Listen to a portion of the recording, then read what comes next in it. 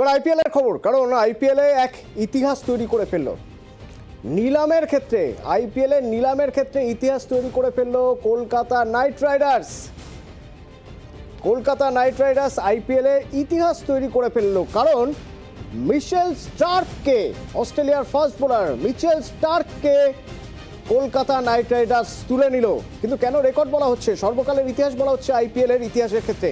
Iran প্রতিনিধি আমার সঙ্গে রয়েছেন, বলতে পারবেন ইরান? একদমই, দেখো অস্ট্রেলিয়ার ফাস্ট বোলার মিচেল স্টার্ক বাহাতি বোলার দীর্ঘদিন পর আইপিএল এ কামব্যাক করলেন এবং করলেন শুধু নয়, সুপার হিরোর মতো কামব্যাক করলেন।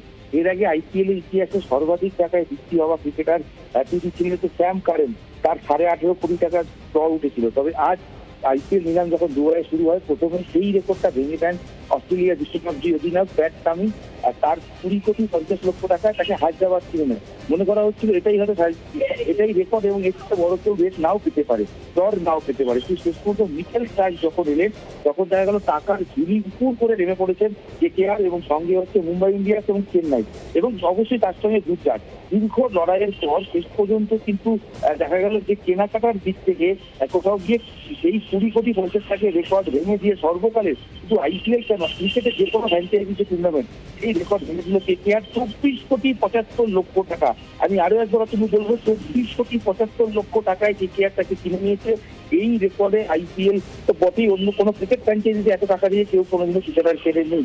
এবং এই ক্রিকেটার ছাড়াও কিন্তু যেমন অনেকে মজা করে বলছে যে আইপিএল কোথাও কি অস্ট্রেলিয়ান প্রিমিয়ার লিগ হয়ে যাচ্ছে, কারণ মিচেল স্টার্ক এবং প্যাট কামিন্স দুজনকে মিলিয়ে প্রায় কিন্তু সেই দল হয়ে গেল 45 কোটি টাকা, যেখানে বিরাট কিংবা এদের থেকেও দল অনেক বেশি। তো সব মিলে নিলাম চলছে, যে যার দল গোছাচ্ছে, কিন্তু কেকেআর এর এই রেকর্ড সর্বকালের চমক বলেই মনে করা হচ্ছে। ধন্যবাদ।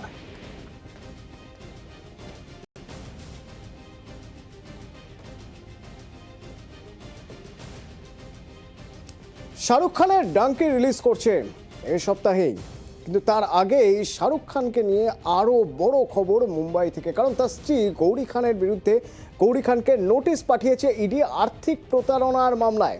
তার বিরুদ্ধে অভিযোগ আর্থিক প্রতারণার, এবং তাও 30 কোটি টাকার আর্থিক প্রতারণার অভিযোগ তার বিরুদ্ধে, নোটিশ ইডির। আমার সঙ্গে মানুষ রয়েছেন, প্রতিনিধি মানুষ। কেন এই অভিযোগ, অর্থাৎ কি অভিযোগ তার বিরুদ্ধে? দেখো অতনু, গৌরী খানকে ইডি নোটিশ পাঠিয়েছে এবং 30 কোটি টাকার আর্থিক প্রতারণার অভিযোগ রয়েছে তার বিরুদ্ধে। 30 কোটি টাকার আর্থিক প্রতারণা মামলায় এই যে নোটিশ পাঠিয়েছে, সেখানে শোনা যাচ্ছে যে যে প্রতারণার নাম জড়িয়েছে, সেক্ষেত্রে একটু সংক্ষেপে বলি।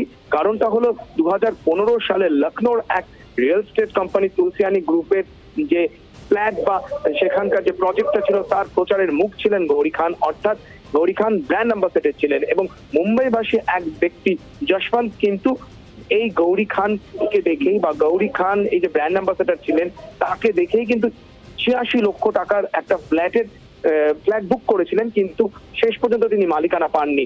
এবং তিনি অভিযোগ করেন, কারণ তার বক্তব্য যে শাহরুখ খানের পত্নী এবং ইন্টেরিয়র ডিজাইনার গৌরী খানকে দেখেই কিন্তু তিনি ফ্ল্যাট বুক করেছিলেন, ভেবেছিলেন যে এখানে আস্থা বা বিশ্বাসের জায়গা রয়েছে, কিন্তু তিনি প্রতারিত হয়েছেন। এবং সেই মামলাতেই কিন্তু গৌরী খানকে ইডি নোটিশ দিয়েছে এবং ওভারঅল 30 কোটি টাকার গলমিল পাওয়া গেছে এই তুলসিয়ানি গ্রুপের প্রজেক্টের মামলায়। এবং ব্যাংকের কাছ থেকেও কিন্তু ইডি নোটিশ চেয়ে পাঠিয়েছে, অর্থাৎ গৌরী খান এবং পাশাপাশি ব্যাংক দু তরফেই কিন্তু জিজ্ঞাসাবাদ করবে ইডি, এবং খুব শিগগিরই হয়তো গৌরী খানকে ডাকা হতে পারে। তবে অতনু, জানিয়ে রাখি যে এই বিষয়ে যোগাযোগ করা হলে শাহরুখ বা গৌরী খান বা তাদের কোম্পানির তরফ থেকে বা তাদের ব্যক্তিগত সচিবরা কিন্তু এই মুহূর্তে কিছু জানাতে রাজি হন। ধন্যবাদ।